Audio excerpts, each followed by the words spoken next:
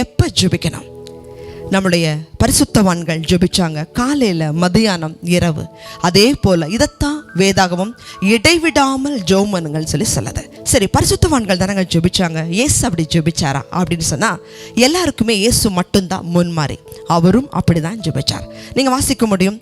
Mark புஸ்தகம் 1ஆம் அதிகாரம் 35வது வசனத்தை வாசிச்சிங்கன்னா, இயேசு கிறிஸ்து அதிகாலையில் அவர் ஜெபிக்கிறவராக இருந்தார். 2வது மத்தேயு புஸ்தகம் 14வது அதிகாரம் 23வது வசனத்தை வாசிச்சிங்கன்னா, அவர் மத்தியானமும் சாயங்காலமும் ஜெபிக்கிற வழக்கத்தை அவர் வைத்திருந்தார்.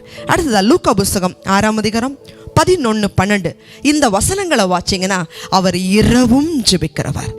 தேவஜனமே, அதனால தான் 3 வருஷம் அவர் செய்த ஊழியம் மகா வல்லமையாக இருந்துச்சு.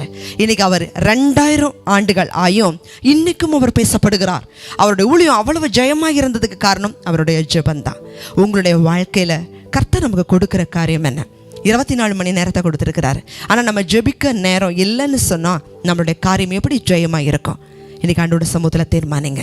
யோவானின் புஸ்தகம் கடைசி அதிகாரம் கடைசி பகுதியில் நீங்கள் வாசிங்கன்னா, இயேசு செய்த அற்புதங்களை ஒவ்வொன்றாக எழுதினால் உலகம் கொள்ளாதுன்னு வேதம் சொல்லுது. அவ்வளவு வல்லமையா முழு நேரமும் ஊழிய செய்த இயேசுவுக்கே ஜெபிக்கிறதுக்கு நேரம் இருந்துச்சு. தேவஜனமே, ஜெபிக்க நேரம் இல்லைன்னு சொல்லாதீங்க. இடைவிடாமல் ஜெபிங்க. உங்கள் வாழ்க்கையும் ஜெயம் உள்ளதாக இருக்கும்.